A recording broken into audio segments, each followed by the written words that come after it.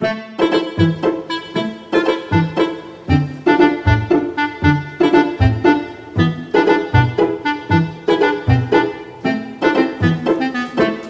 қасқыр.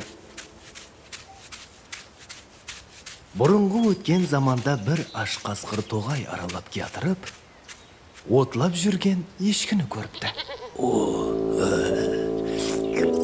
Аш қасқыр ешкіні жемекші болады.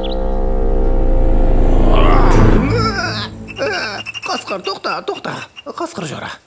Сен мені жеме. Білесің бе, менің бір өнерім бар. Мен саған соны көрсетейін. Не өнерің бар?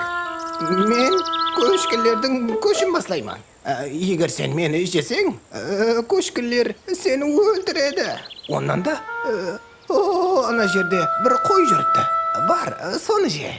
Аш қасқыр ешкіні қоя беріп, тілін салақлатып, қойға қарай кетіпті. Қой менен сөйлеспестен бас салып жейжақ болып атырғанда, Қасқыр, тоқтап тұр, мені жеме. Білесің бе, мен ханның дәруасында ойнаймын. Мені жесең, сенің мың жаныңнан бір жаныңды қоймайды. Хан сені өлтіреді. Өй, сен мені жегенше, ана жерде ешкімге белгісіз бір ат жүр. Сен соны же. Қасқыр қойды да таслап, атқа қарай жол алыпты. Атты енді жейін деп атырғанда, Тоқта, мені жеме. Менің артқы тұяғымда хат бар. сол хатты оқып болып же. Қане менің қасыма жақыла.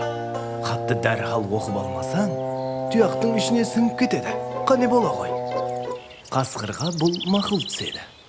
Солай етіп қасқыр аттың артқы тұяғына үңіліп тұрған уақытта, ат қасқырдың қақ маңлайына тимеді. Ақмақ қасқыр дүңкейген маңлайын ұслап отырып, Әуелі келді ешкі. Жеде жат, мейлі көшті. Неге керек көшкен көші? Көш баслаушы болажақ бедім. Оннан соң келді қойым. Қойды жеде тойын. Не керек дәруазы ойын? Жырау болажақ бедім. Оннан соң келді ат. Ат жеде, тынышыңа жат. Неге керек маған сол хат? Оқып қазы болажақ бедім. әне солай етіп аш қасқыр өзінің ақмақлықларынан пішайман болыпты.